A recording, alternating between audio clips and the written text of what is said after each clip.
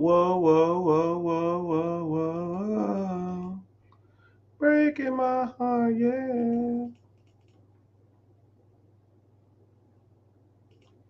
What's happening? What's up? Got that thing fired up. Welcome, everybody. Welcome in, welcome in, welcome in. Hope all is well. Hope everybody getting they hustle on. And yeah, we live on all networks except Twitter, because Twitter be tripping. They want me to pay $8 a month to stream there. Golly, man. It is what it is. $8. I'm too cheap for that. I might do it. And I get a verification check. So I can go stream live and I get a verification check. They taxing. They some hustlers, man. Elon ain't playing around. Shit, simple as that. But glad y'all in here. Glad to see y'all tuning in. Subject of the day, well, subject of the minute, first 10 minutes of the podcast or show, or whatever you want to call it. We're gonna talk about credit. And then after that, I'll probably talk about somebody saying Elon Musk is not that smart because financial wise, he's the guy, right? I don't even look up to a lot of financial people, but Elon Musk ain't out here playing around. But hey, what do I know? I can talk about some statistics and data that he done to where we can break some of that stuff down. Also, too, um, yeah, we can talk about some stuff. Anyway, so let's talk about credit, right? Like I said, I'm in the process of writing a book. Book should be out here soon. It's going to be called The Four Pillars, right? And the four pillars are going to talk about three things: credit, investing, real estate, and ownership of a process that makes money or cash flow producing assets. And one of the pillars is credit. So a lot of people don't really put emphasis on credit like they should, but they really need to. So a couple things, right? A lot of people don't realize how much credit affects their lives. Credit will hinder you from getting a car. Credit will hinder you from getting credit cards. Credit will hinder you from getting a house. Hell, credit can hinder you from getting an apartment.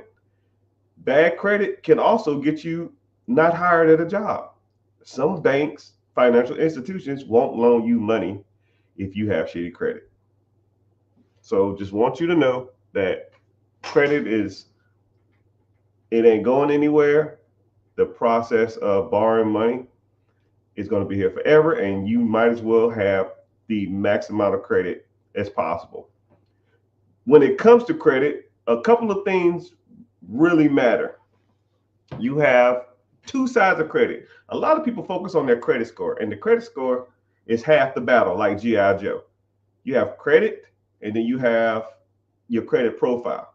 Your credit profile is what your credit is made up of. I know people that have high credit scores and have a weak credit profile. They got added as an authorized user on an account or something like that, and they don't have a strong credit profile, right? They don't have any lines of credit in their name. They don't have any bills in their name. They're just added on an account, and that's not a strong credit profile. And I've seen people with weak credit profiles and strong scores, and vice versa. I've seen people with strong credit profiles and a weak ass score. People with 600 credit score and they have $100,000 worth of personal credit in their name, and all their credit cards are maxed out or something like that. That's rough. So you got to focus on them both. You got to have lines of credit or business lines of credit or personal credit or cars, and pay that stuff over time and have it for a long period of time, and also be working on the stuff to get your credit score high, not paying your bills on time, not going out and trying to acquire lines of credit all damn day, not having a lot of hard inquiries, not having no late payments or charge off or bankruptcies or repos, no baby mama judgments and that shit like that on your damn credit, because all that stuff piled up will issue you out a credit score. So one thing about me or I is that I offer credit repair services. I help people with their credit. First thing we're going to do is we're going to look at your credit profile, and or then we're going to look at your credit score. We're going to see if anything's on your credit that could be worked. Things like your late payments, your charge-offs, if you have any collections, if you have a repossession, do you have a bankruptcy, do you have any hard inquiries? If so, how many? I'll give you a little tip of the trade right now. Hard inquiries fall off your credit every 2 years. So if you're looking at your credit, right, go to Credit Karma, it's free, and go to the Experian app, it's free. Look at your hard inquiries. Anything that's over 2 years in hard inquiries shouldn't be there. If there is, you can call the credit card, the bureaus, and get that removed. But they generally get them off your credit after 2 years, right? Anything over 5 inquiries is considered a lot. If you have 5 attempts at credit every 2 years total, they consider that you a high risk for credit. They are going to try to pretty much not approve you for any more credit because they're showing you out there trying to pull the trigger on too much stuff. You consider high risk. So anything over 5, you should never try to get more than 5 lines of credit in a year, in a 2-year time. Anything over a year is kind of like it doesn't carry as much weight, but you should never be over 5. And just out of curiosity, the most I've ever seen hard inquiries in a 2-year period is 119. And I think to myself, who the hell applied for credit 119 times in a 2-year period? I mean, if you really think about it. So let's do some simple math. 365 times 2, 730 days a year, divided by 119. That means you're trying to apply for credit every 6 days. So every Friday you go out and try to apply for a line of credit. That's rough. And then you get denied too because you already have a lot of inquiries. But I can tell you something too. I'll give you another little trick of the trade. What happens is, as soon as I saw that, the first thing I said is, how many cars have you bought in the last 2 years? And I'll say, before you answer, it's either got to be 2, 3, or 4. And they'll say, oh, yeah, I got 3 cars this last 2 years. And I say, yeah, I can tell. I said, well, how do you know that? I said, because there's a right way and a wrong way to buy a car. I'll even put you on some more game, right? I'm giving y'all sauce today. Hope you're getting some value from this. Never get financed at the dealership, because the dealership job is to sell your loan to a lender. And the best, the one that gives you the best interest rate is the one they're going to go with, and they're going to get kickback from that. So for example, let's say you want to go out there and buy a 2001 Hellcat. I don't know, y'all love Hellcats for some damn reason. Say you want to buy a 2001 Hellcat, which I know they didn't make Hellcats 2001. That's a joke. But let's say it's a 30 ball, a 30 piece nugget, 30,000 wow. So the car's 30,000. You say, hey, I got a finance department. I'm going to see if I can get you financed. Is that okay with you? Okay, cool. They're going to put your information into a system, and it's going to shoot out to multiple banks: Bank of America, Truist, PNG, PNC, all these different banks, right? Boom, boom, boom, boom. It's going to shop out to 15 different loan companies, and then they're going to pull your credit. Ping pong, ding bong, ching dong, ming ding ding. Go to all these different places, and now you have 15 hard inquiries on your credit in one day. And then they're going to come back and they say, yo, I can finance them at 6 months for 6.5. I can finance them 60 months for 5.2, whatever. Well, and all they're going to do is, cool, I'll take your offer. And if they get you to sign that contract, then that company pays the dealership a fee, couple $100, $200, because you finance through them. And that's why they use those companies. It's almost like a kickback, even though that's kind of illegal at times, but people do it. So That's why you have a lot of inquiries every time you go buy a car from a car dealership. That's why you should get pre-approved from a credit union or your bank, and then you just go in there with a blank check and say, yo, I already got pre-approved. This is the car I want, and here's the check. And you just write it for that one time, and you're done. That's the proper way to buy a car. If you want to buy a car, even though you should be buying hoopties and for cash and dogging them shits out till they fall apart. But hey, what do I know? All right, anyways, so if anybody wanted to sign up for a credit repair, or anybody wanted to do more with their credit, first thing you're going to do is you click the link in the bio, join the free webinar. It says Be Your Own Boss. The powers that be don't like when you talk about credit. It's like one of those taboo industries. So you can't say stuff like gambling, day trading. Like, they hate that type of stuff. Credit repair, even though it's not a primary business structure of mine, I do offer the service. And then one thing about me too is that if we do a credit repair, it's all done for you. It ain't none of these other guys where they'll say, hey, you want to sign up for credit repair? Send me your information.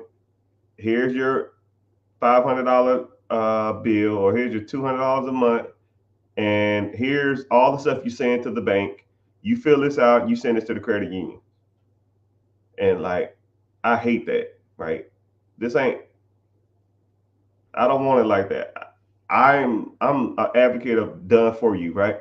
When I call and order a pizza, I don't want to call and order a pizza, then put on some clothes, go down the street and go to the pizza place, get the dough, put the sauce and the cheese on it, put my toppings on it, put it in the oven, take it out, cut it, put it in the box, and then take it back home. So what the hell did I pay you for? For me to do your job? No, right? I order a pizza, 30 minutes or less, the pizza should be at my doorstep. I mean, about simple as it gets. It's the same thing with anything, right? Same thing I do with credit. You pay for the credit service, it's done for you. And all you do is just check your account every 35 days. And if you need me to pull a report, I try not to pull a report every 35 days, but if you just want one, I can. But that process should take 6 months. I tell people all the time, it was like, yo, can you do it faster? I got stuff to do. I was like, well, it didn't take you 6 months to mess it up. It's not going to take 6 months to fix it, right? You've been messing this train wreck up for the last 7 years, right? You can have some patience. So it depends on what you have. But what we do tackle hard inquiries, repossessions, late payments. Nothing's guaranteed, people, but it is what it is. I try to get it all off, and if I can't get it one time, I'll keep going till I get it off. So we add positive accounts. We add positive accounts, then we remove all negative accounts, and then we check any type of misspellings of your name, and we check for wrong addresses on your credit too. So I met one individual. He had a kind of a messed up name. We spent one whole month just fixing his name on all his credit things. We fixed his name, I think it was like 24, 25 times in 1 month. His credit score went up 80 points just by fixing his name, because he had a weird spelling of his name, which as soon as I saw it, I said, yo, is this right? He said, oh yeah, that's right. I said, you know, this is wrong. He said, yeah, that's just the way they spell it. It is what it is. So, I mean, I guess that's credit repair in a nutshell. I don't want to harp on that too much. But if you're interested in credit repair, or you have any credit questions, you can ask them along with any other questions, because, like I said, my objective is to get everybody in the world mastering the 4 pillars of financing: credit, investment, ownership, and real estate. So, and for those who think, okay, let's talk about this when it comes to credit, because I really didn't harp on this that much. To me, there's really no such thing as good credit or bad credit. Credit is there to, it's only as good as you want to go for. You know, that if that makes sense. So for example, Mr. Richard, what's considered a good score? Okay. Uh, let's say if you need a 680 to get an SBA loan and you have a 660, is your credit good or bad? It's bad. Okay. Well, say if you need to buy a house, you still the same 680, you want to buy a house. A FHA loan is a 580. Is your credit good or bad? It's good. So is there such thing as good or bad? It's only contingent or subjective on the application you want to get. It's like saying, is this person ugly or not? I don't know. Who are you trying to talk to? If you try to talk to someone like, I don't know, Jennifer Lopez, then she might say you're ugly. But if you try to talk to someone like Lizzo, she might think you're attractive, right? It depends on who you ask. It's the same thing with credit. To me, there's really no such thing. There are better credits than others, but your objective should be always to focus on certain criteria that you want to get. If you want to buy a house, get your credit scores to house level. You want to get lines of credit or business credit, focus on that. You want to get investment properties, focus on that. You want to get a VA loan, focus on that. You want to get business SBA money, focus on that. And now you have a target. Once you hit that target or exceeded that target, now you go out and use that credit for what it was intended for, to buy stuff without paying for it all up front. I mean, it's kind of a weird concept to even think about it like that, but a lot of people think that they just have to have this like magical score. Man, I got to get an 800. I don't give what you got. What's an 800 doing for me if I don't make money off of it? Yo, Mr. Rich, I got an 845. Don't care. How much lines of credit do you have in your business name? Well, none. So what's the fucking point?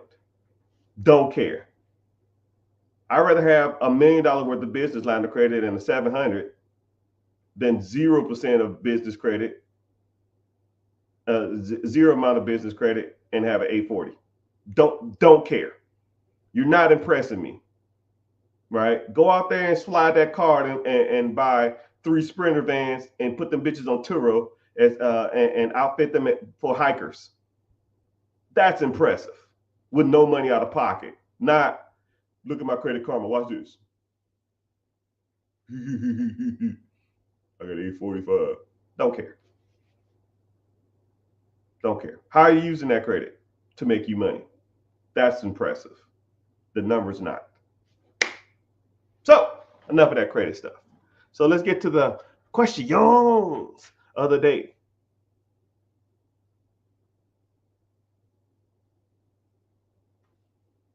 So somebody's commenting a whole bunch of Elon Musk stuff.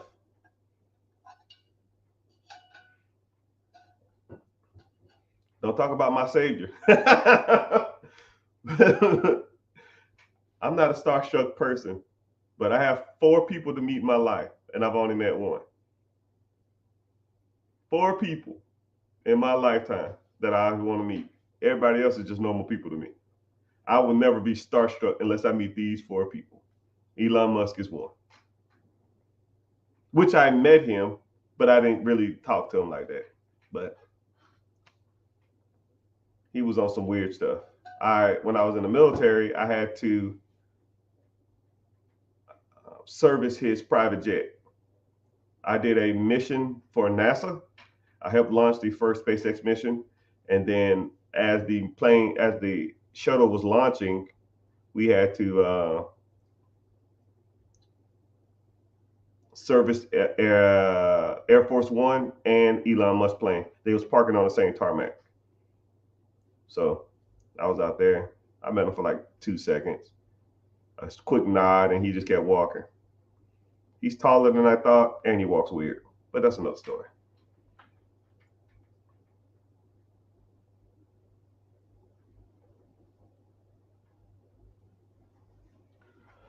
What are my opinions on college? Is college investment is it a good investment? Uh, what is okay? Let's say the average college tuition is over 4 years, a hondo, 100,000. Wow.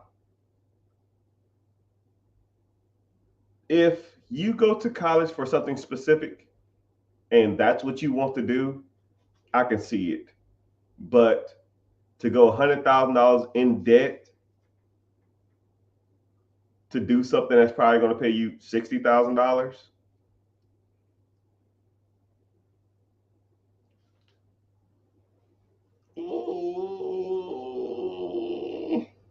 I mean, you really think about it. The average person who doesn't have a college degree makes $48,000 a year.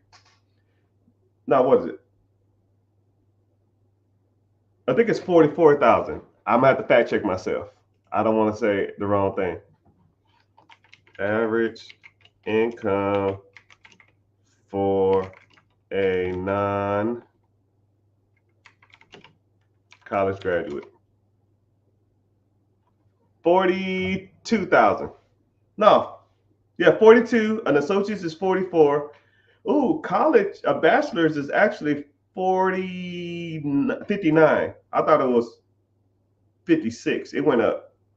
So let's think about it. A person without a college degree, average income is 42. An average person with a college degree is 59. So simple math, 59 minus 42, 17,000. Wow. All right, let's say the college degree costs 100,000. Wow. Minus or divided by 17,000. That's 6 years you have to work. That's 6 more years you have to work to get your money back. However, a lot of people say, well, you can make your money back in 6 years. Yeah. Was you working while you was in college? Probably not. So that's 4 extra years that person made over you. Does that make sense? So now you're going to have $100,000 in the hole. Okay, sorry, I take that back. 42,000 times 4 years, 168,000. And now you divide the 168,000 by the extra $17,000 a month, or $17,000 a year. That makes sense. So now it's 10.1.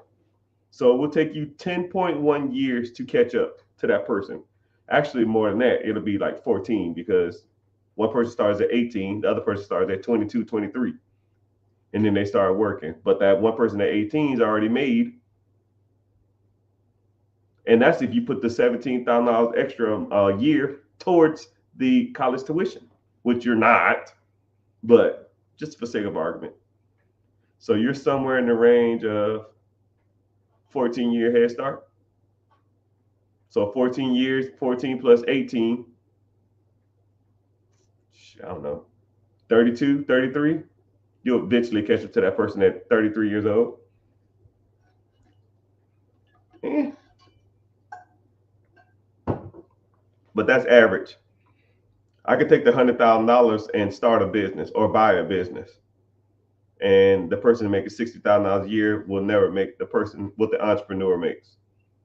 So I want you to think about it like that. Entrepreneurs are the highest, or entrepreneurs and financial services. That's the industry. Financial servicing is the highest paid industry in the world. Pretty much entrepreneurs. Right? But it's not easy and it don't come quick. You got to work for it. I want a 61 Plymouth Barracuda. Ah, Barracuda. I want the LLC. All right, well, Sammy, I don't know what that means. Go get an LLC.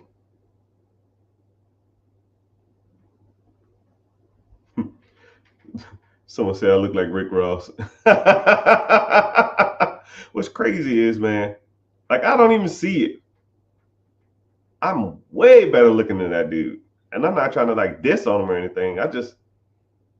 There is no way in hell I resemble Rick Ross. It's just the beard, and we're both dark skinned. And he talks slow. It's the biggest thing I ever seen. Bigger than everybody, you know. There's something wrong with you, man?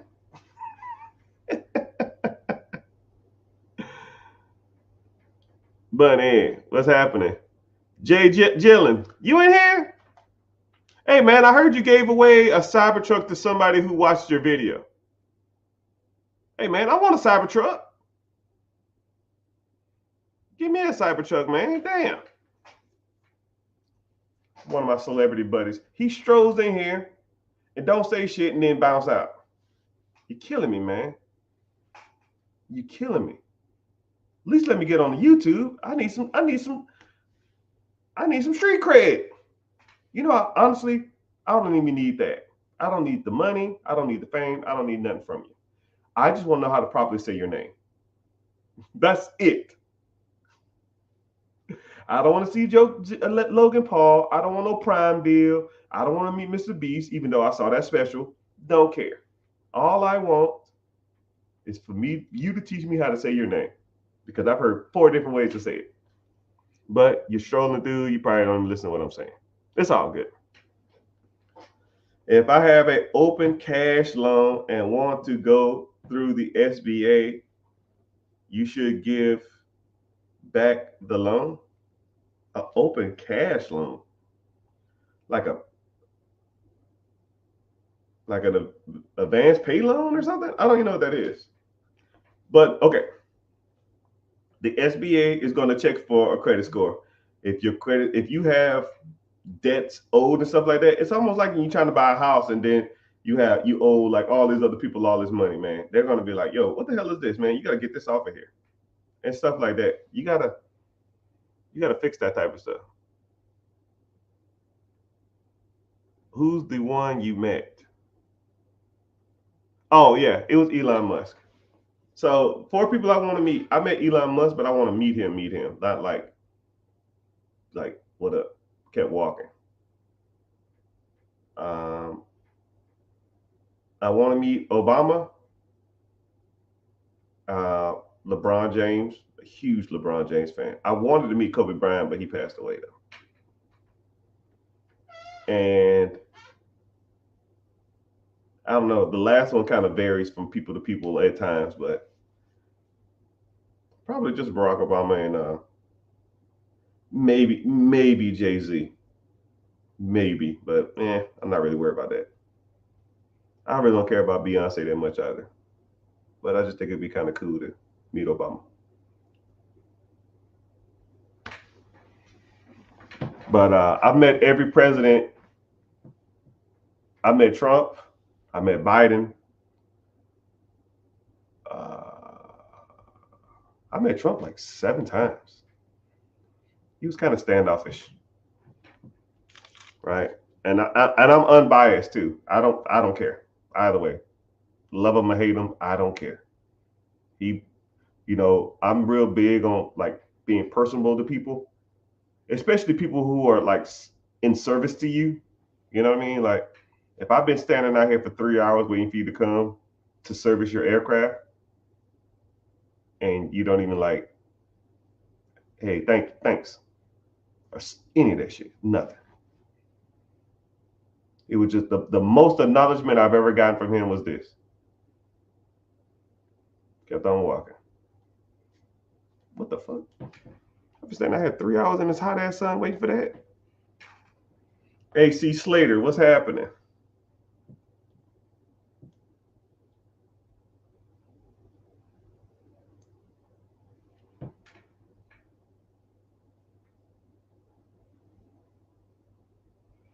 I wasn't ready to drop out of college. Okay, I'm not saying college is not bad. I think I learned a lot from college. I learned a lot I learned a lot from college. But in all honesty, I think I learned more from the military than I did from college. Honestly, the military, if you go in it with open mind and try to take as much out from it as possible, you'll get the game. You'll get game. That's my personal opinion. I almost wish everybody can do 2 years in the military.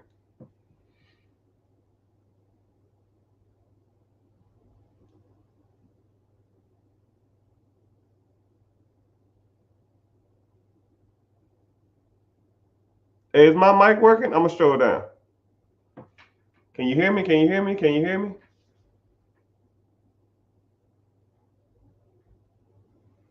What did you do? Learn in the military? Shit, everything. I learned a lot. You know, the best thing I can honestly say, the best thing I learned in the military is I got forced to be a military training instructor, a TI or MTI or whatever the hell you want to call it. And you have to go to what's called uh, not buds, BIC, basic instructor, basic instructor course. And what they do is they teach you how to talk, which you talk your whole life, but you don't, the way y'all talk, you don't realize how bad you sound until you are taught how to talk from a professional. You see how I can just carry on the conversation and I have good structure, I have good pitch, I have good delivery. That stuff, it's a learned skill. And I didn't know anything about it. So I'll give you a great thing. Teach you how to yell at students. Yes and no, but there's ways to do things. And when you yell, you don't really try to like hurt your vocal cords, right? There's ways to do stuff. I'll give you a great example of something that I learned in military. Right, I'm gonna put y'all on some public speaking game. One is called verbal distractors. Everybody has them. Some people have them more than others. A verbal distractor is any random word in a sentence that didn't need to be there, but you constantly repeat it. So things like, um, well, and then you can either start it or end it with verbal distractors. Things like, you know what I mean? You feel me? You pick up what I'm laying down. You see what I'm saying? You don't have to say that stuff. If you conveyed your message properly, you don't have to reiterate the fact that they understood what you're saying. You know what I mean? Verbal distractor. Um, don't say just shut your mouth and think about what you're going to say next. You know what I mean? You see what you're learning. You're learning. Okay? Verbal distractor. I catch myself doing it now all the time. But if you watch a lot of people public speak, they'll give you some, man, they'll talk about so much stuff and they will talk about, we have to watch public speakers in the class and we'll watch their verbal distractors and we'll go through and wait for their pauses. You got about 5 seconds to start talking. And then you continue your message without saying words like a It's a learned skill. You just got to do it. See what I'm saying? You feel me? You pick up what I'm laying down?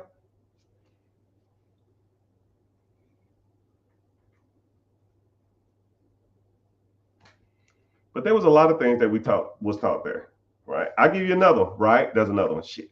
Now you're gonna be trying to listen to me, trying to hear me mess up. Don't focus on that. Focus on the message.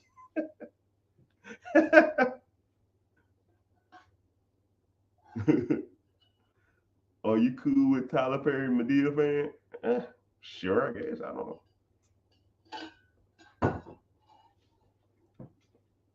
Also, too, we talked about pitch. We talked about delivery. We talked about hand placements.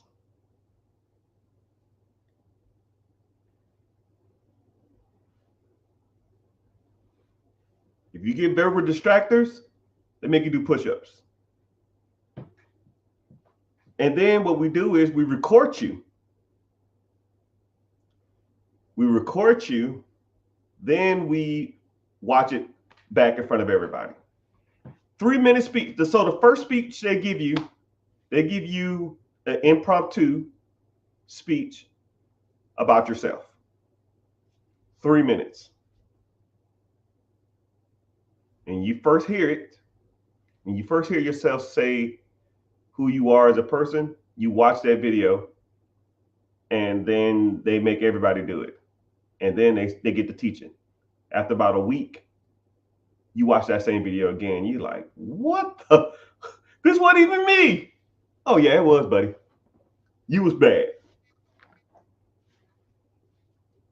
Know what I mean?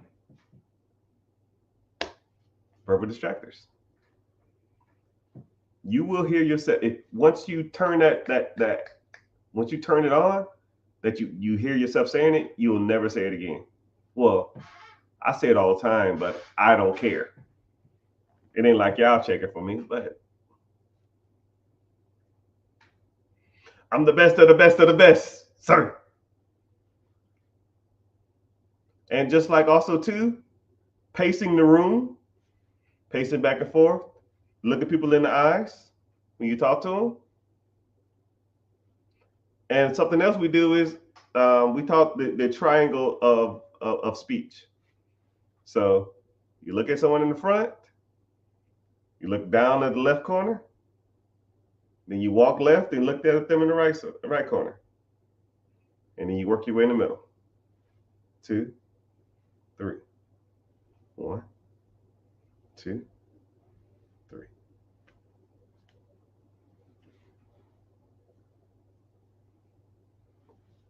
And after I got out of that class, I hated watching people public speak for about 6 months, because all you did was watch people look like idiots on TV.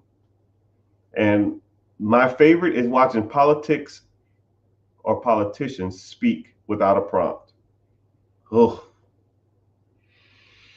it's so bad. But there's a lot of stuff we talked about. I'm not going to go super detailed into it, but that was one of my favorite military lessons. And how to sleep anywhere. How to pretty much go to sleep anywhere in the world at any given time. I can literally fall asleep in 30 seconds. Anywhere. Anywhere. How? Just do it. Just learn. I need to learn that. You know, a lot of people say that, and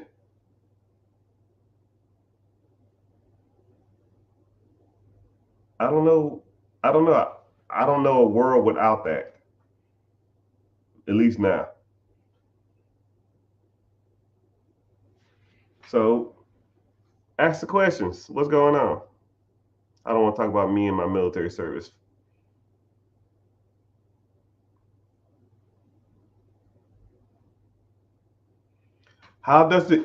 Someone asked, how does the SBA prove that you have income? Great question. So there's 2 things that the SBA is going to look at. Excuse me. Either you're going to buy an existing business, or you're going to get funding for the business you have. If you have an existing business, they're going to pull your tax returns, and they're going to look at your credit score, and they're going to look at how long your business been open. And that's how they're going to prove the income of that business. They're going to look at your financial statements too, P&Ls, year to date, profit and loss statements, all that other kind of crap. But if you're buying a business and the business is bringing in $200,000 a year, they don't care what you make. You can make nothing. They don't care. because they know if that business is going to make you $200,000 as soon as you buy it, you're making $200,000 a year now. Now your job is to manage that business to the best of your abilities. So they don't verify your income, they verify the business's income. So when they verify the business's income, then they'll go through the business's financial records, business tax returns, business P&L statements or whatever, and then they'll base that loan off of what that business brings in. But the way I teach my students or anybody in my mentorship or on a one-on-one or a consultation or anything, whatever you want to do, I teach them to make to where the SBA gets money, the money that you bought, the money that you borrowed receives a payback, and then you get a check as well.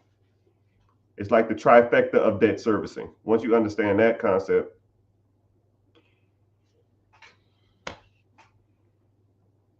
kind of downhill from there.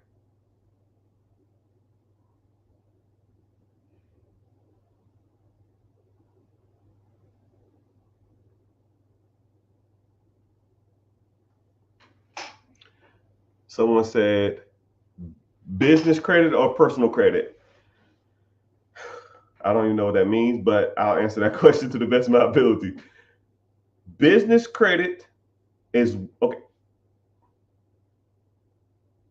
I'm trying to give you a good analogy. Your personal credit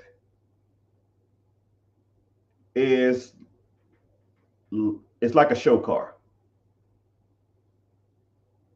You pull it out the garage, you wash it on the weekends, you take it to Cars and Coffee, you put a sign up front of it and say, "This is my nice car." People come take photos of it, and when you're done with it, you take it and you put it right back in the garage with a tarp on it. That's personal credit. I mean, that's business credit. I'm sorry, that's personal credit. Your business credit now, that's that 94 Honda Civic with the airbag missing. You got to crank it up with a screwdriver.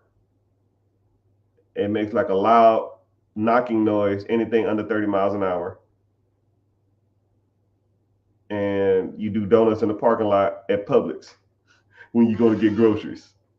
That's your business credit. You dog that shit out. You maximize the line of credits you got. You get as much funding and credit you can get on it, and you wear them damn lines of credit out. Your personal credit, you keep that nice.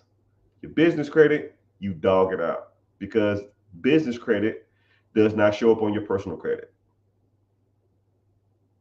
Nobody knows you have business credit except you and the bank. That's the beauty of business credit. You can go out and get hundreds of thousands, millions of dollars worth of business credit, and the other banks don't even know it. They might know it. I don't know. I don't care. If I go to a Bank of America and get a 40 ball, I go to Wells Fargo and get a 30 ball, I go to Chase and get a 25 ball, I'm sitting on a Hondo, a 100,000. Now I can go use that in whatever business structure I want. I want to go buy cars and put them on Turo. I want to go buy ATM routes. I want to go buy a bread route. I want to go buy a Dunkin' Donuts. I don't give a shit what you want to buy. You dog that credit out. And then as long as that venue you're going into can pay for the credit that you are getting. If it's not, then it's not worth it. But if it does, then it's worth it. If I got 0% interest, let's say if I have this line of credit, 30 piece nuggets, 30 piece nuggets. And I always like to show people this. And sometimes I just go get these just to show y'all I'm not out here playing around. And here you go. Here's the date. Here's the date. This is a brand new card. 30-piece nuggets, 30 thigh wow. Now, let's say if I went out and I wanted to buy a vending machine route. The vending machine route is $30,000 cash, and that's 0% interest for a year. And the guy told me it's been making $30,000 a year cash flow to my pocket for the last 5 years. Now, is that a good deal or a bad deal? Well, I got 0% interest for a year. So if I use the 30 ball on the line of credit, that's not going to show up on my personal credit. Within a year, I'll be breaking even. And then next year, it's paid for, and I can just make $30,000 a year. So is that a good deal or a bad deal? If that's what you want.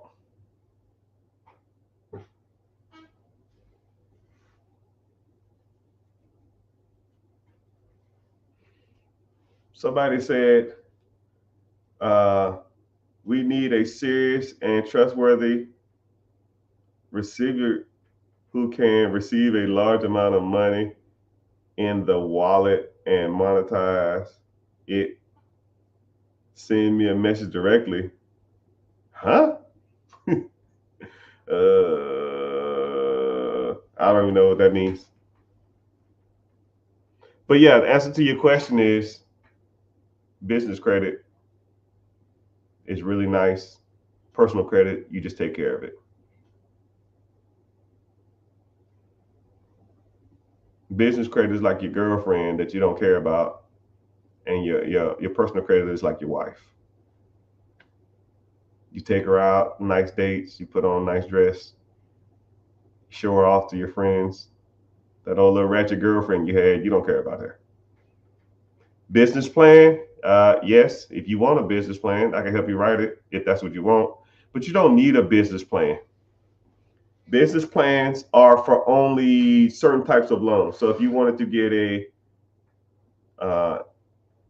CDFI loan, or you want to get a micro loan and get funding to start a business, then yes, you need a business plan. But like I said, why start something when you can just buy it from scratch? I mean, why start something when you could just buy an existing business?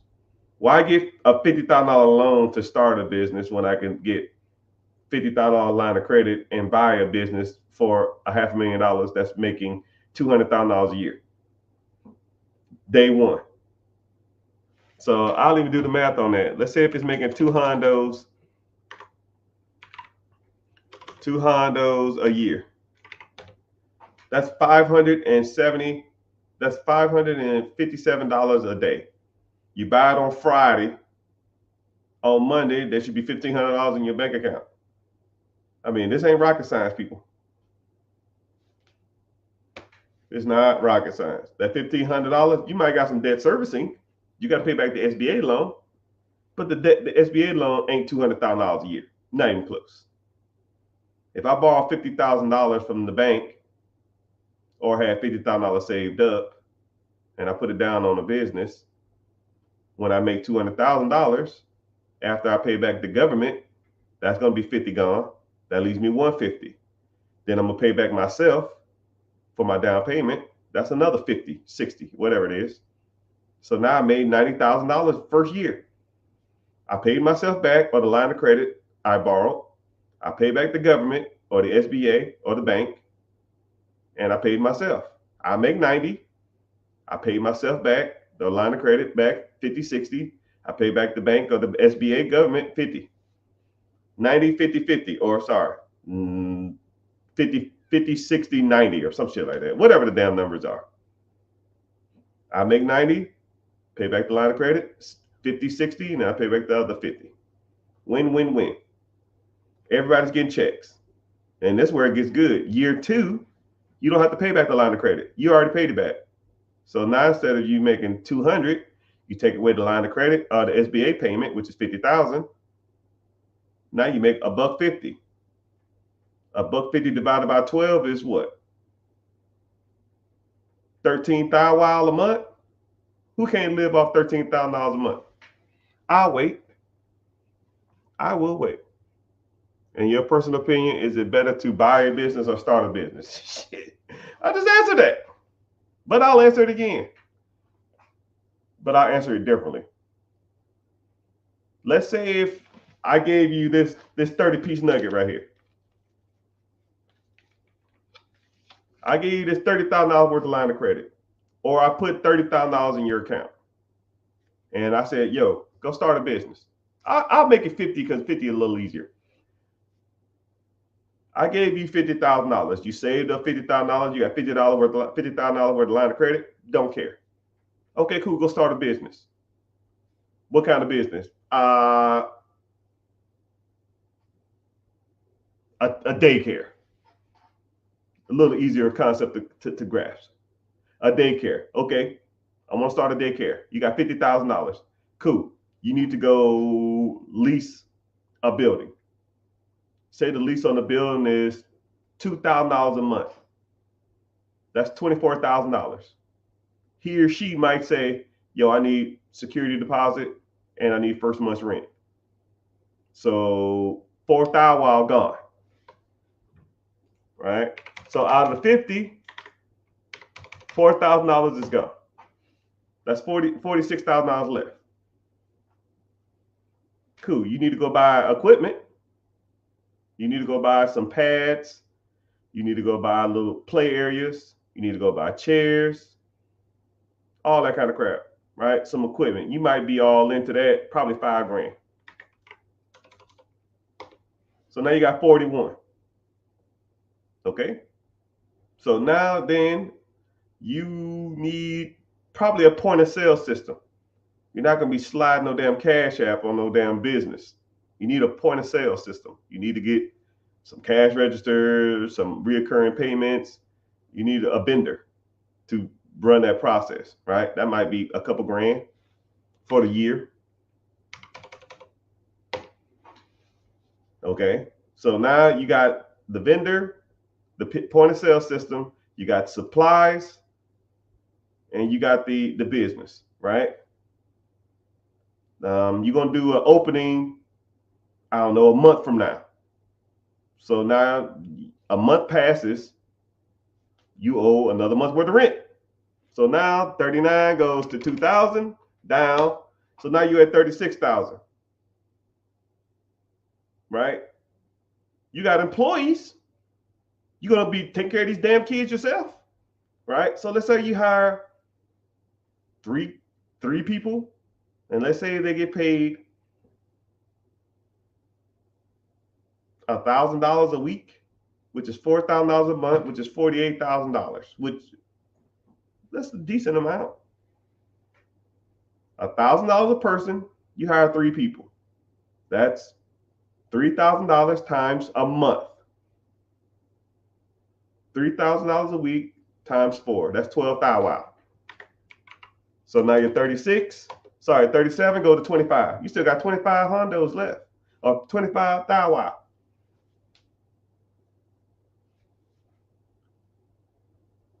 Are kids showing up there?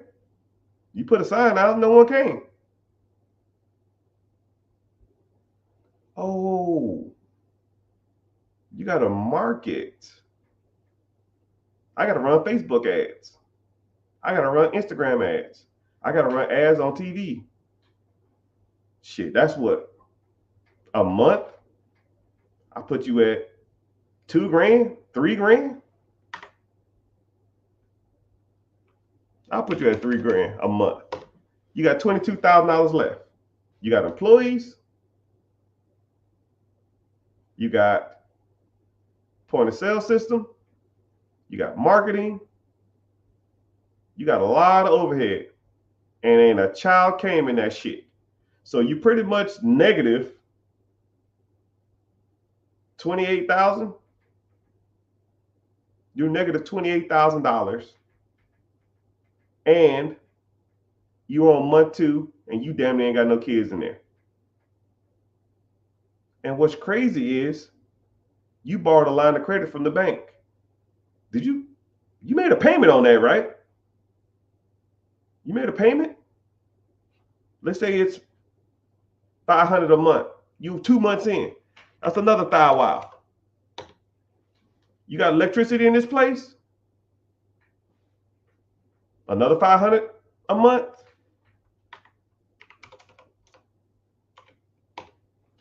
Three months in, that's another $100. That's another $1,000. You at 19,500. Now let's say out of the advertising, you 3 months in. Let's say if you get 3 kids coming in, 3 kids, you're charging them $150 a month. That's $450. 450 times 4. That's $1,800. So I'm gonna add $1,800. Add $1,800 for the first 3 kids. Wow. Now that credit card payment coming up again, negative $500.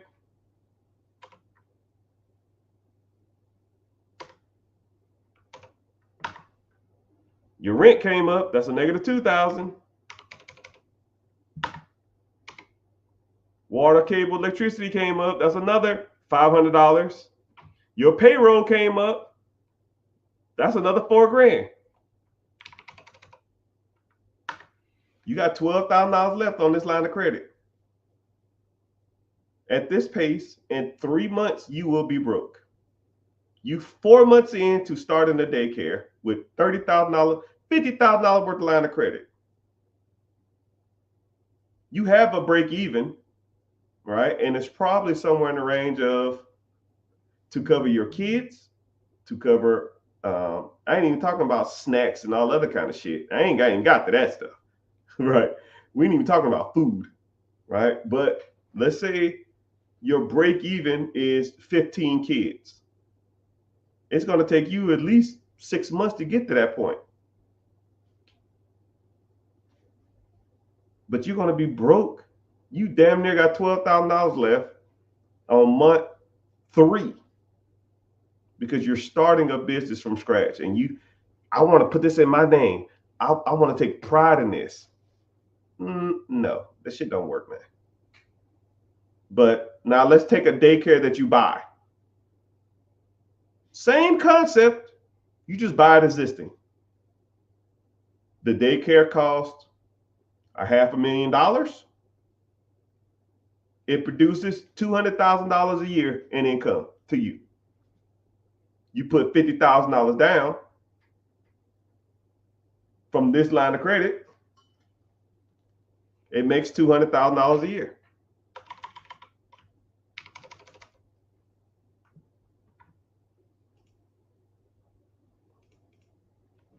$200,000 minus the SBA loan is going to be about $45,000 a year.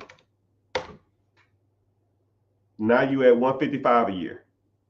You're going to pay back the line of credit, right? That's another $55,000, probably with some interest or some shit. That's $100 piece. Now year 1, you make $100,000. Or you divide $100,000 by 365. That's $273 a day. You buy it on a Friday, $273, Saturday, $273, Sunday, $273, Monday, $273. You up a G over the weekend you bought it. Do you got to go out and hire employees? They're already there. You got to find a point of sale system? No, they're already there. You got to go find a place and go get a lease? No, it's already there. You got to find management? No, it's already there. You got to do any advertisement? Nope, already there. You got a CPA? Already there. Accountant? Already there. Why reinvent the wheel, people, when the wheel is already there? So people always ask me, what's my opinion? Should I start a business or should I buy a business? If you like losing money, then start one. You know the statistics on businesses that close in the first 5 years? 91%. 91% of all business fail in the first 5 years. And that's over all businesses. Oh man, I can get into this type of business. Tech ain't, that don't work in tech and all this other kind of stuff. No, that's all businesses. That's all businesses. Nobody's exempt. But what is the success rate of a business that's been open for 10 years already? So you telling me a business that's been open for 10 years, management, systems, teams, employees, accountants, cash flow, income, taxes, and it's been there for 10 years, you're not even working there. You telling me you're going to take over this process and fuck it up and you're not even there? It ain't happening. Generally, it's not happening unless you go in and talk about, I'm in charge. This is the way we're going to do shit. No. Hey, everybody. I am one of the founding members of this company who bought this company. I'm just here to, if you have any questions, let me know. But everything will be directed to Jim or John or William or Smith or Jane or Daniel. He'll direct the questions directly to me. And or if you really have to talk to me about something that you can't take to him, I always have an open door policy, but always use your chain of command first. Assistant manager, shift lead, GM, and then me. See y'all at the Christmas party. Boom, boom.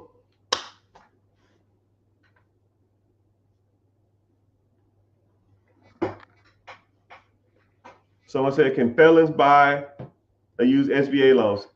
Felons can't use any government programs. It's kind of crazy how that works. Felons can't use any federal programs. However, he said, can you buy an existing business? Yeah. You can still buy businesses. You can't use the government to buy businesses.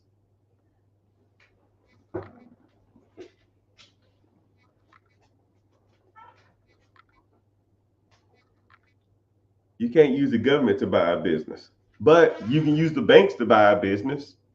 The only difference between the SBA and the banks is the amount down. The businesses, the structure and all that kind of stuff is still all the same. Excuse me. So for example, if you wanted to buy a business through the SBA, I think it's 10% down or even 5% down. But if you want to buy one through the bank, I think it's like 15% down or even 20% down. You're just going to have to come up with more money, but you still can buy a business. Or better yet, cut all them out and just go straight to the source.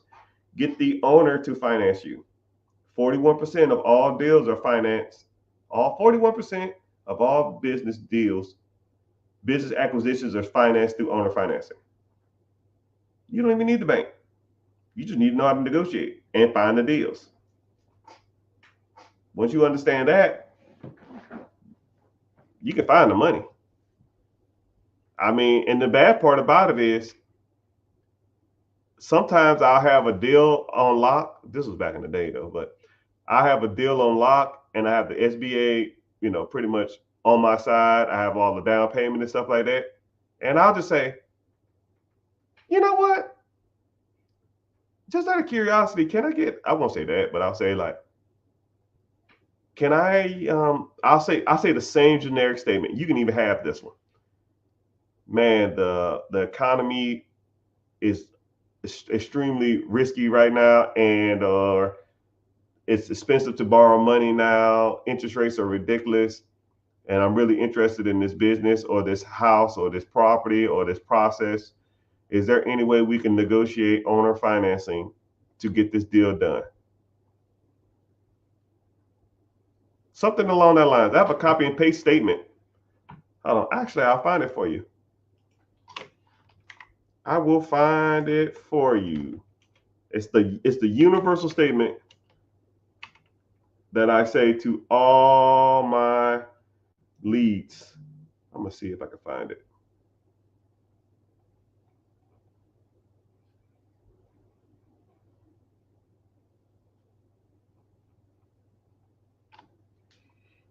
my luck, I won't be able to find it.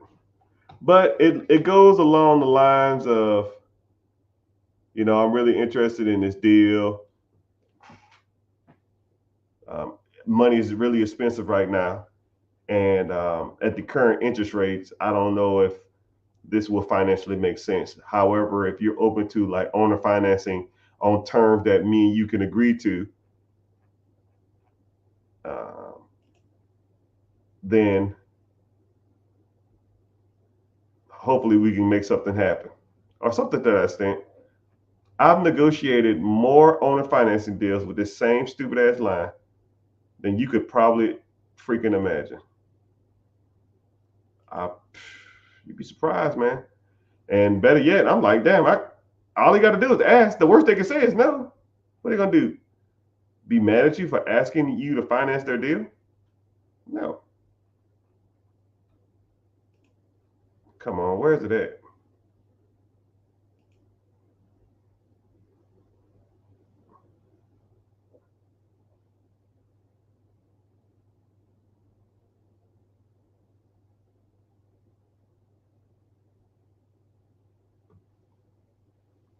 Hell, here's one right here. Here's an older deal that I was looking at. I ain't gonna show you, but I asked the guy, "Can I get owner financing on this one property?" It was a cheap house, and he said, "I need to sell it quick. If you give me $1,000 down, I will owner finance you." $1,000.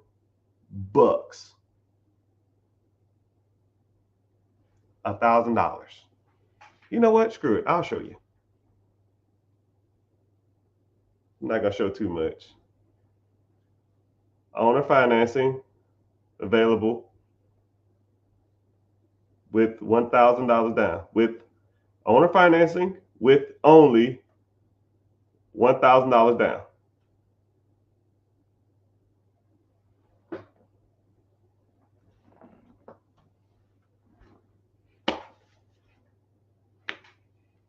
Stuff works, people. You got to make it work though. The bad part about it is, man, I should be charging y'all to be telling y'all this stuff, but at the end of the day, I am about like value and trying to get people to get out their comfort zone and let people know that this stuff does work. If you want to learn more about this stuff, click the link in the bio and join the free class. I got a free class coming up here soon. Sooner you click on it, the faster you can get to learning. The faster you can learn this stuff. I don't know what subject we're going to talk about this Friday when we meet, but generally it's a good one. And we focus on the 4 pillars, and I hold you accountable too. And I give you homework. Man, where is this at? I'm trying to show you the one that I bought. It's this is old though. I probably won't find it.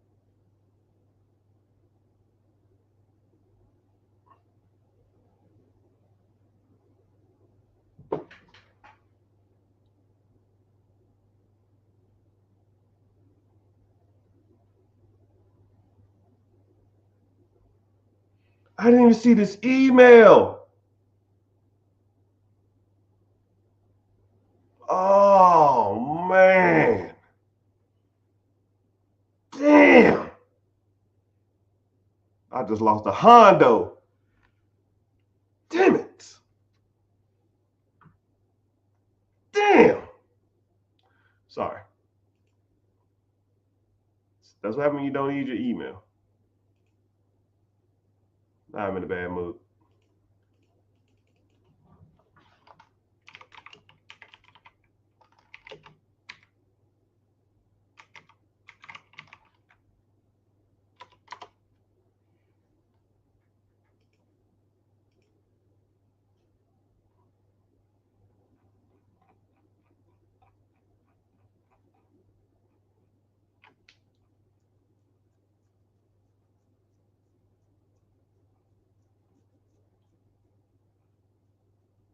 Come on, where's this deal at, man?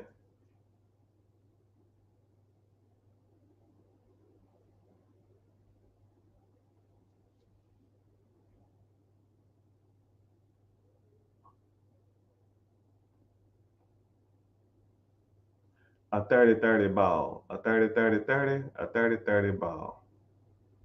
You know what? I don't even care. Maybe that's it.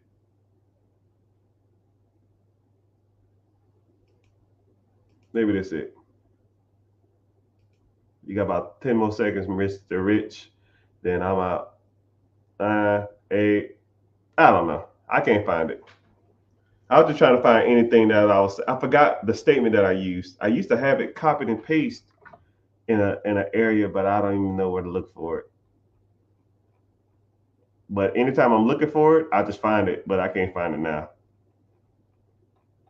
Maybe because I focus on talking instead of that. Anyways, enough of that crap. Can you turn a property primary into investment property? Can you turn your primary residence to an investment property? Yeah, rent it out. Simple as it gets. Thank you everybody for checking in. I see y'all on YouTube. I see y'all on Twitch. Who the hell be watching from Twitch? Be some random person.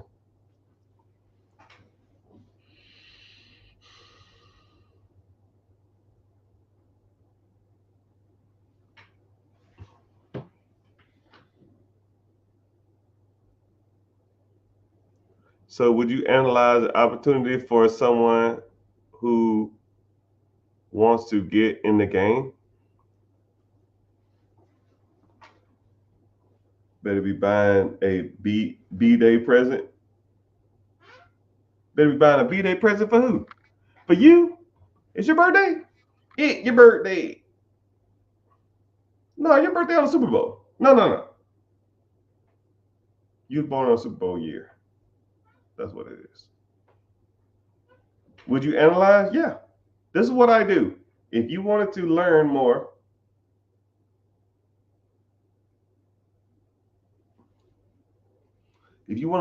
click the link in the bio, join the free class.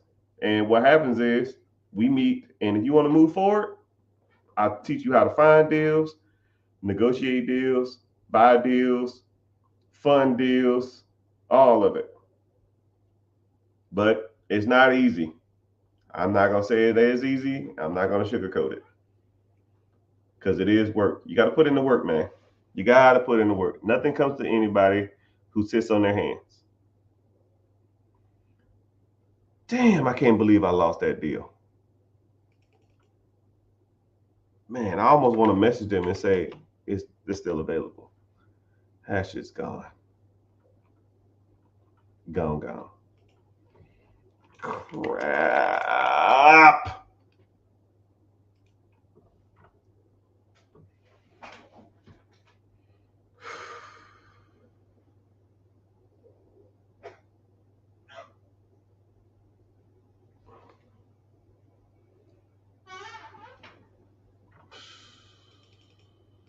Come on, killer. What the fuck?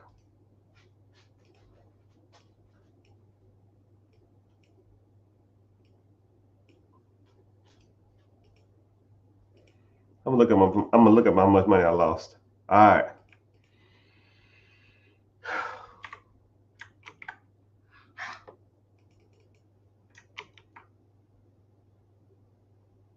I don't even want to know. I don't even want to know. All right, killer, come on.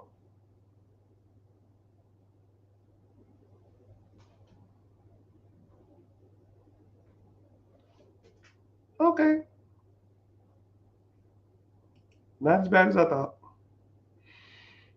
Not as bad as I thought. I'm sorry. I was working. I'm working. I'm not gonna stay on too much longer. I got God dang. People. Ah! It ain't my day today. I can't get a break.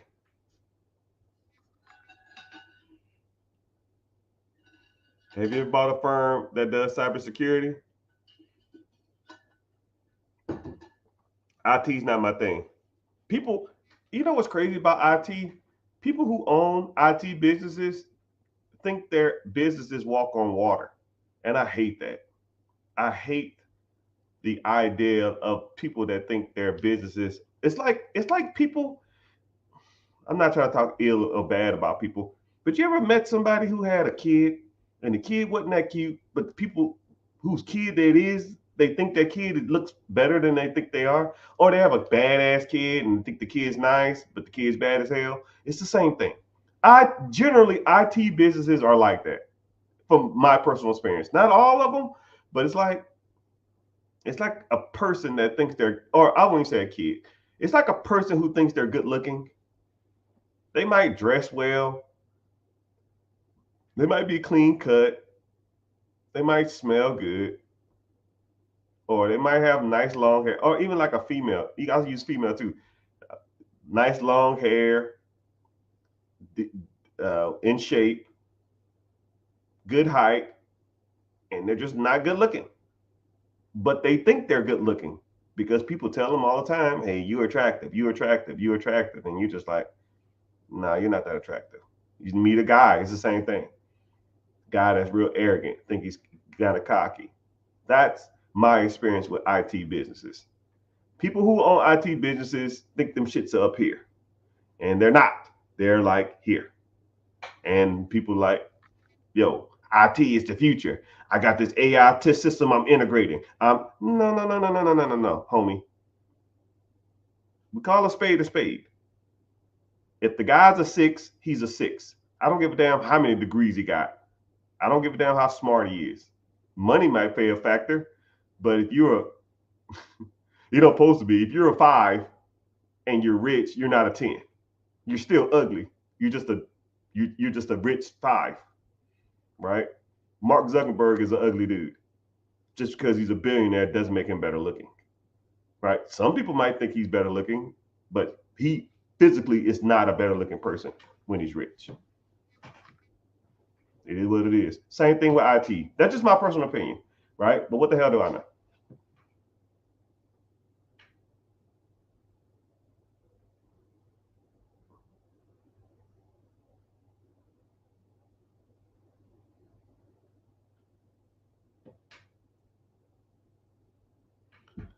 And doing Louis. We Louis. Okay, I'm gonna give you a big overview, a synopsis of what's going on. There's an individual. I'm not gonna say his name, even though I already said it 3 times. Who is coming in? I think he's coming into a large sum of money, and he is trying to his damnness not to pay capital gains tax on that money. And he comes in here and he like rewords the same question over and over and over and over and over and over again. Okay. I get it, man. I get it. You don't want to get hit with a 30-piece nugget on them taxes. That capital gains tax, let's say this individual, let's say this individual inherited some money, inherited a property. Let's say he inherited an apartment complex from his great grandfather. The great grandfather and left it to him, and he wants to sell it for $5 million. You're gonna have to pay capital gains tax on that $5 million at 28-30% capital gains tax. That's a 1.5 million. And he wants to know the best ways to not pay capital gains tax on it. And every time you come in here, I'll give you 8 different ways not to do it. But hey, you click the link in the bio, become a client. We can do whatever you want to do. We can set up a one-on-one and we can figure it out. But I think I've guided you enough in this journey, my brother. I put you on enough game to last you a lifetime. But that's if you sold it. But if you're in the process of selling it, then that's fine. You can refinance it and you don't have to pay capital gains tax. You don't pay taxes on debt. But I think I probably said that before. I like that. I like that. Michael Beasley. I like that. Where the money at? Is it better to buy a business? Yeah, I just answered that question. I don't want to run a business. So what do you want to do? You want to work? Pick your poison, man.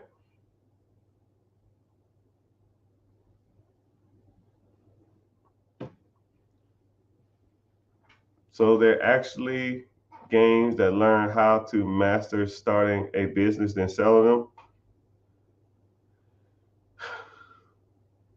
Yeah. I meet people like that all the time because let's say if I'm looking for myself, I'm looking for someone else or someone showing me a deal or I'm talking about a deal, I'll look at a business and I can look at a business for comically 30 seconds and know that a person is just starting businesses, scaling them to where they're profitable, have all the systems and stuff in play, and then selling them. But you can tell with 2 minutes of looking at it, you say, okay, I can already see what they're doing. Because the numbers are inflated. Somebody might buy it, but you can tell when the numbers are really, really inflated. And it's a lot of other factors in it, but you kind of can tell.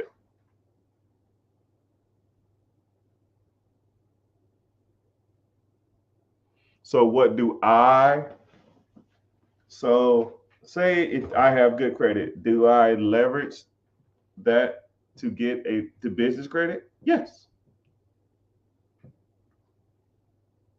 You leverage your personal credit to get business credit, and then you use the business credit to buy a business or to buy real estate.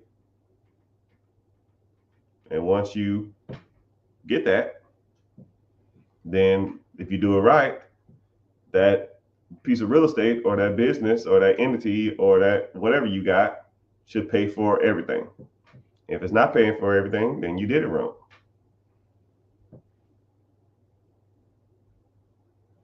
But I have like 4 tools that anybody in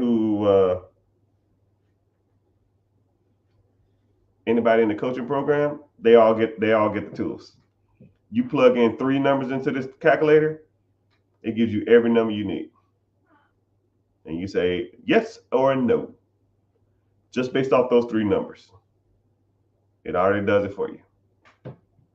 And then a third number will pop up. You take that third number to the SBA, and you say, "Hey, SBA, this number is blank, blank, blank." They'll say, "Nope, we won't even approve that."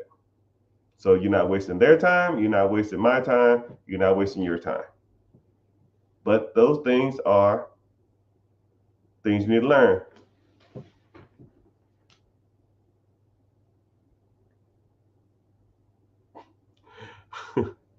I bought a Lamborghini with an SBA. Thanks for the guidance. No problem. Buy 2 of them. Boss, boss, boss, boss, boss, boss, boss, boss, boss, boss.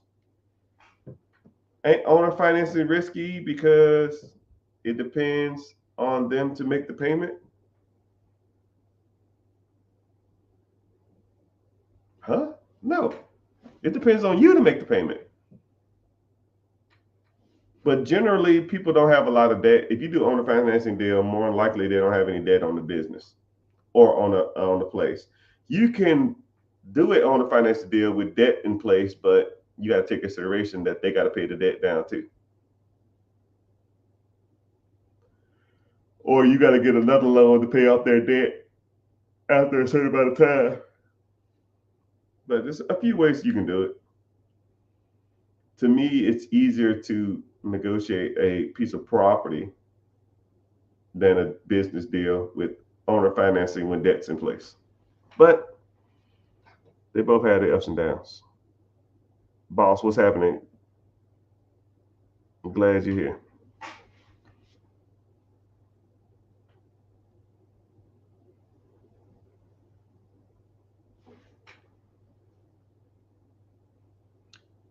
Underneath your clothes, there's an endless story. My time bird, what's happening?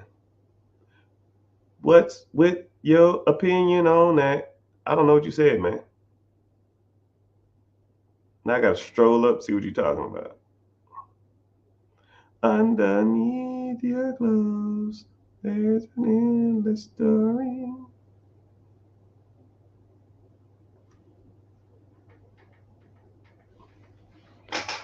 Get an LLC in another country? I don't know what that means. Why would you do that? You in America. I don't know how that works. I know the SBA, you have to be a United States citizen and or not a felon. If you're not a felon and or have a United States citizen, you can get an SBA. You need good credit and be a United States citizen to buy a business in America. Well, I don't even think you even need to.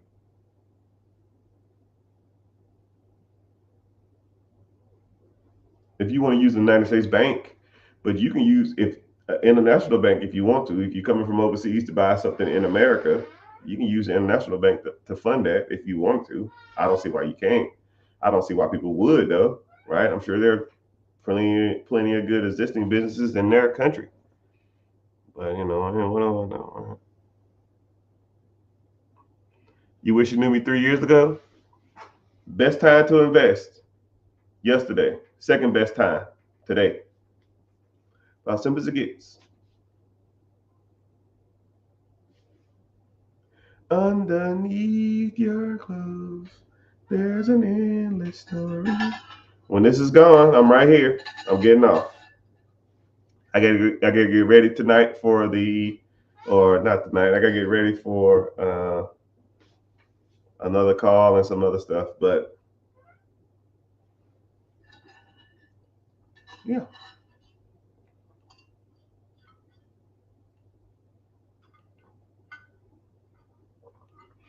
You know what's crazy is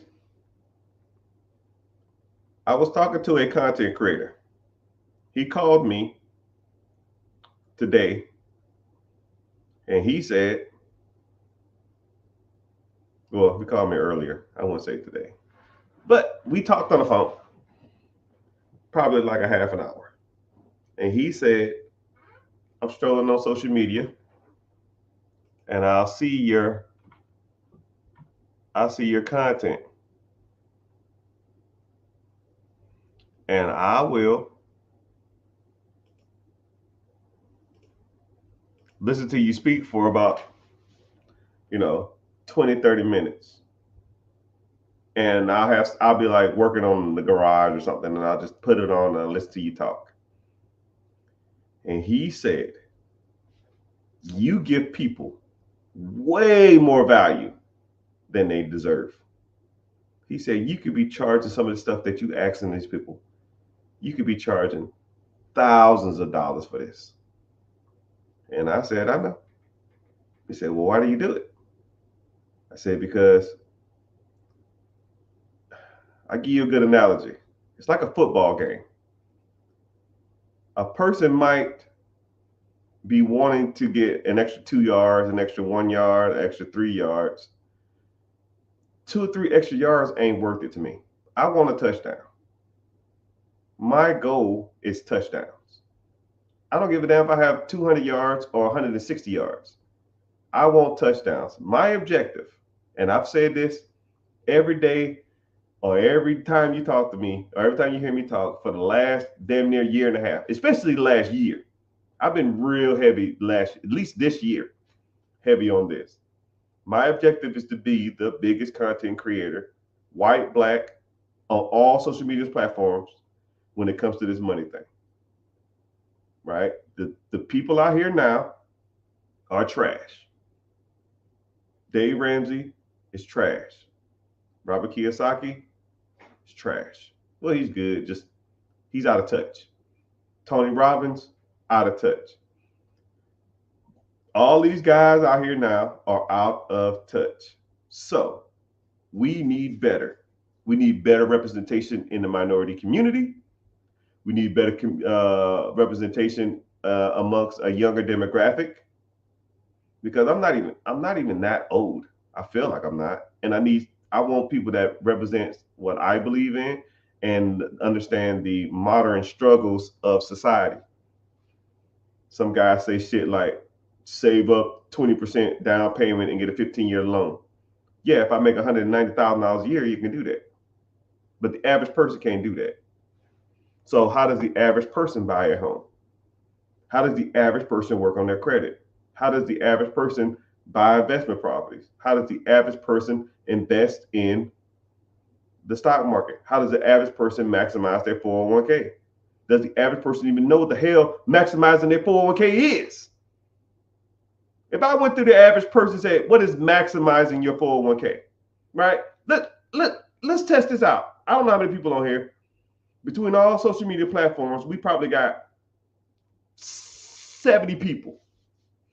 What is maximizing your 401k? I want to see how many different answers I get. I'm not going to judge and I'm not going to be mad. I don't care. That's why we learn. That's why we learn. Increase your contributions. Somebody said, I don't know. Maximize contribution matching with the question mark. Get a couple more answers. I'll wait. If they don't answer, it's fine. Get one or two more.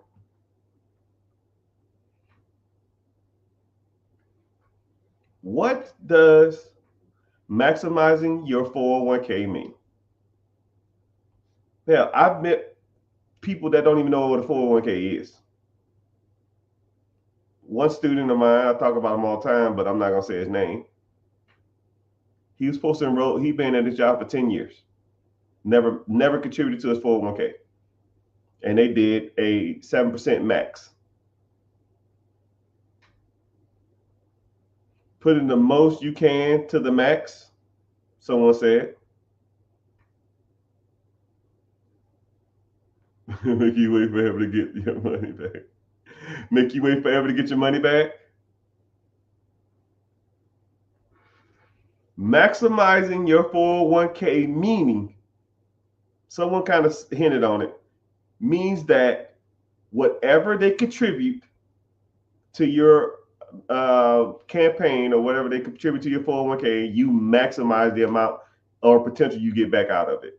So if they do a 6% max, a 6% match, then you maximize that opportunity.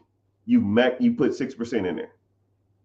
So everybody on here, here's another piece of guidance that all y'all should do. Go to your human resource department at your job and you say, hey, I need to know everything I need to know about my 401k. And they'll say, okay, here you go. Here's a piece of paper. Yeah, fuck all this. How much y'all match? If you put in 6%, we'll give you 6% back. Cool, let's do that. You want to be aggressive or you want to be conservative or you want to be medium? I'm young, fuck it. Let it ride. Because if you think about it, if they match 6% of your paycheck, let's say if you make $100,000 a year, 100,000, 6% is $6,000. If you give them 6, they're going to match your 6. So now you at 12. 1 year, you got 12. $12,000. You put $1 in a bucket, and then you pull out $2. Now I don't know how many buckets you hang around, but it ain't too many that you can do that to. Everybody should be maximizing that shit. Even stuff like that. No one even talks about that. And that's not including, and that shit's in the stock market too. So now you can make 10% on the stock market. You can make 10% on that money on the stock market. Right? So now your $12,000 is going to make $1,200 from compounded interest. So now you up 13.2 in 1 year of a max contribution of a 401k. If you make $100,000 a year and you put 6% in. Thank you. You're welcome. Now you're an investor. And a lot of people say, yo, man, I can't, I'm going to have to wait to take my money out. You worry about the wrong thing, man. Let's say I need that.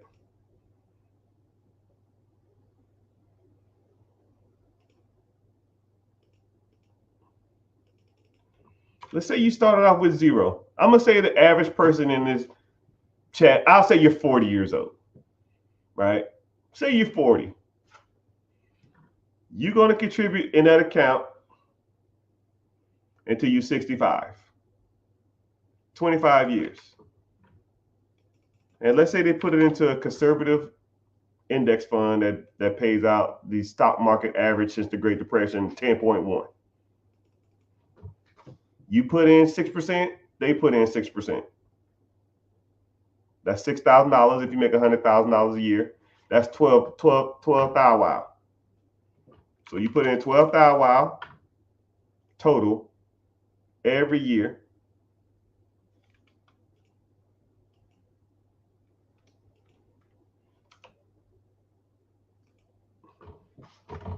You start at 40, you do it to 65,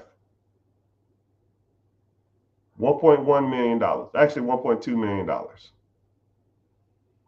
But the bad part about it, the good part about it is your contributions, your interest that you make on that money is $106,000 a year.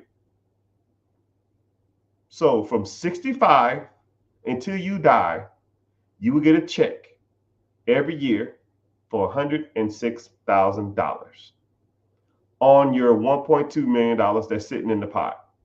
And this is where it gets good. You don't need the money. You don't need the money. You take the $106,000 and you live off of it until you die. Then you take the $1.2 million, you put that shit in the trust. And now your kids will get $106,000 every year for the rest of their lives. And then when they die, their kids will get $106,000 every year until they die. And so forth, and so on, and so forth, and so on. And just by you starting your 401k at 40 years old, maximizing your contributions to get a match, leave it in there till you're 65, get a check for the rest of your life, you will make your kids trust fund babies. That trust fund will pay them every year for the rest of their lives. And if you got one kid, he or she will make $106,000 every year for the rest of their life until they die. And then they're going to give it to their kids. And now they're going to pay them out. And so forth and so on. And what you really should do is put some stipulations behind that money, right? Say stuff like, yeah, you need to have a college degree. You need to have an active job to receive this check. You need a drug test. For your height and weight, you need to be no more than 20% overweight. Because I don't want you sitting around looking all flabby and gluttonous. But it's your trust. You set that shit up however you want. And you have an arbitrary or a lawyer check the people that's in there. Yeah, y'all got y'all drug test? Cool. I need your height and weight. Step on the scale. You overweight, bro. Get out of here. It'll be open for the next month. You got to lose 15 pounds in a month. I don't give a shit. That's what the law states. That's what he wanted. If you don't adhere to it, I don't care. But if that's what you want, that's what you do. That's how you do it. Someone said, is $4 million a good size deal on a 1031 exchange? Is $4 million a good deal? Nah, dog. Because most people make $4 million on anything, right? Which is better, a 401k or a mutual fund?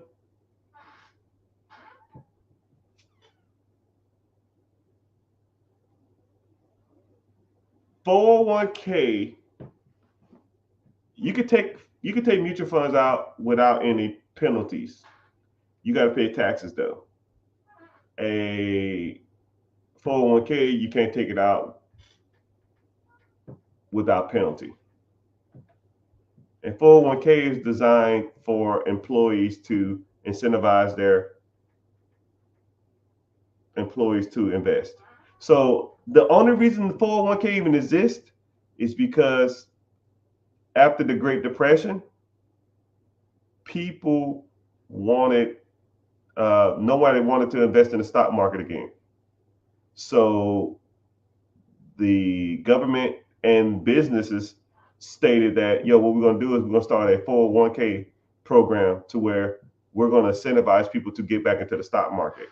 And what we'll do is we have to, as businesses, we have to contribute a certain amount of money to incentivize people to invest in the stock market. That's where the whole match comes from. Because prior to the Great Depression, they didn't even have a 401k. Like that shit didn't even exist. And they started a 401k program and nobody was investing in it. So the businesses and the banks and the governments had to come up with a reason why they want people to put their money into long-term investments. That's the only reason that shit even exists, because they screwed up everybody's money in the 30s and the 40s, and nobody wanted to invest their money. So the jobs and the government and the bank said, yo, if you put 5% of your income into this pot, we will give you 5% on top of that. And they said, okay, cool. That sounds like a deal to me. That's free money. And the crazy part about it, that program's been around since the 40s. 80 years later, it's still running around thriving, and a lot of people don't even do the shit. It's free fucking money. People don't even do it. It is what it is, though. It is what it is. It is what it is. But yeah, my peeps. No, I was saying from above. Oh, what's his name? Still talking about $4 million? You've been working on that deal for like 6 months, man. 6 months. I'll be like, yo, man, I'm good. I don't even want it no more. Well, for $4 million, a $1.2 million deal for 2 years, I'm just like, yo, man, like I'm good. I ain't want to be stressing over this. Nothing should take this damn long. My goodness. You probably spend more time on that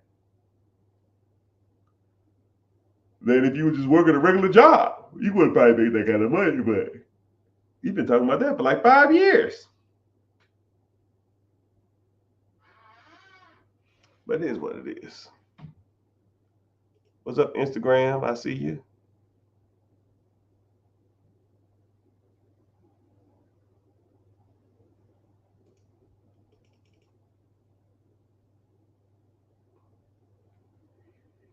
And I gotta make it.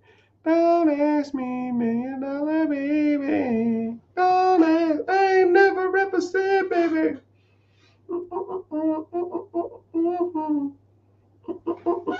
I gotta make it. Don't ask me, $1 million baby.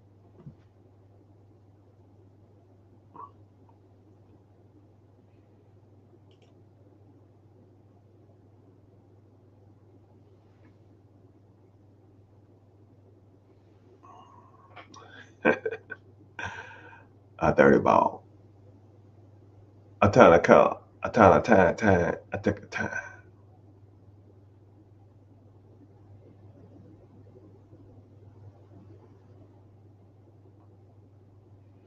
Colors. Colors. I am a nightmare walking, psychopath talking. King of my castle, just a gangster stalking. But my back's hurting. I gotta use the bathroom, and even though it's so vulgar, but I gotta go do some things. But yes, we have a free class coming up. Should be Wednesday, 9 p.m. EST, Eastern Standard Time. So sign up for the free class, come through the webinar, say hey to your boy. And let's talk about money. Let's talk about finances. Let's talk about credit. Let's talk about business funding. Let's talk about real estate. Let's talk about it all, because you should be you should have a good understanding of all this stuff and how it works. And until you truly do, you won't have a good understanding on how this process works. And I'm not gonna say I'm the know all be all, but a lot of the stuff I talk about and a lot of stuff I teach and a lot of stuff we talk about will help you accomplish a lot of your financial goals. And I'm not gonna say it's gonna happen overnight. It's gonna take some time. It's gonna take some effort. It's gonna take some energy. It's gonna take some determination. But that's what we do. And I'm gonna hold you accountable, and I'm gonna give you homework. Do your dang homework, and I'm gonna get you done. Get you done. All right, one more question, and I gotta go. Um, Social media gets mad at me if I stay on more than 2 hours. So I just gotta do between 90 minutes and 2 hours. That's my sweet spot. So let's talk about mutual funds. All right. What about them? All right. So you have ETFs and you have mutual funds. ETFs is a way you can track generally the S&P 500. That means the top 500 stocks in America. You can track the top 50 companies in America. You can track the top 100 companies in America. You can track the top 250 companies in America. You can track all that type of stuff. But the S&P 500 is typically tracked on ETFs or index funds. Mutual funds are when a stock invests in a mutual type of market. So let's say if I wanted to invest in energy. So there's an energy mutual fund. It's a lot of energy companies. I always use a car company because it's a whole lot easier. Let's say if there was a mutual fund that invests in car companies. So they invest in Tesla, GMC, Volvo, whatever, right? Every Toyota, Honda, Nissan, right? And they have all these car companies in a collective want to invest in a car company, then you invest in a mutual fund car company because you get all the mutual fund, you get all of them in one. Then, if you wanted to invest in an ETF that tracks everything, then you just get a SP 500. It will have a portfolio manager. Yes, ETFs have the portfolio manager, and mutual funds has a portfolio manager, and the portfolio manager takes what's called an expense ratio. And a good expense ratio is anywhere from 0.3% to 0.8. Anything over a 1 point, anything over a percent to manage my money is not worth it. But sometimes the bigger mutual funds that produce the most amount of money is somewhere in the range of like 1.5, 1.25. They charge more money, but you get better results. So you're already negotiating from a what you call it perspective. It's like you already -1%. So if that mutual fund produces 15% and they charge a point and a half, now you make it 13.5, right? Is the 15% worth the point and a half? Sometimes it is, sometimes not. That's what you got to go through and do your research, right?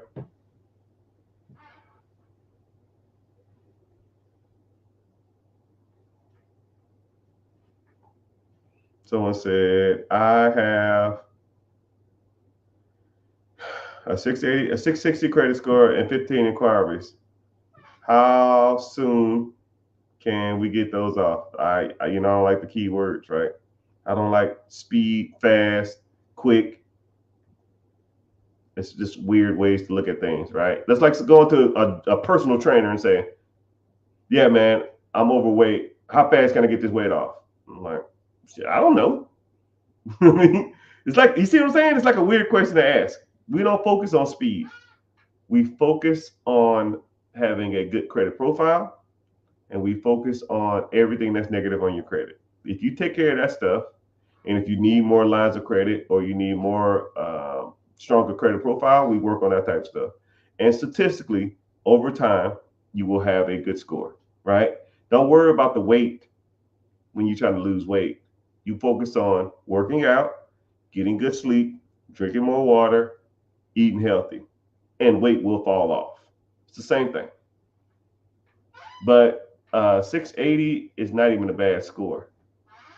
The Macquarie, you probably have, I can tell you straight up, you more than likely have high debt to income ratio, not debt to income ratio, credit utilization. You have, I want you to download the Credit Karma app, go in there, click on any of the first numbers, scroll down to where it says debt to income ratio or credit utilization. I promise you, your credit utilization is probably about 70%. You just got to pay off your credit cards because your inquiries really don't factor in that much unless you have, and you more than likely just have high credit utilization. You have high, okay, so 8% credit utilization. So you probably have, you don't have, do you have like a repossession or repossession or bankruptcy on there? Let me guess. Repossession? Nah. You have a repossession? No. You got a repossession? I'm trying to figure it out. Repossession? I'm in debt from college. College debt don't make a difference unless you was missing payments. But I think a lot of times they don't even factor that shit in either. TT, what's happening?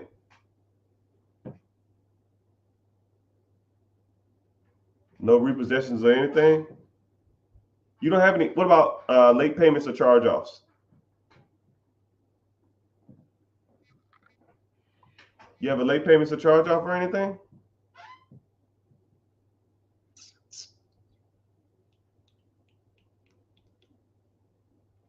Late payments, you probably have some late payments.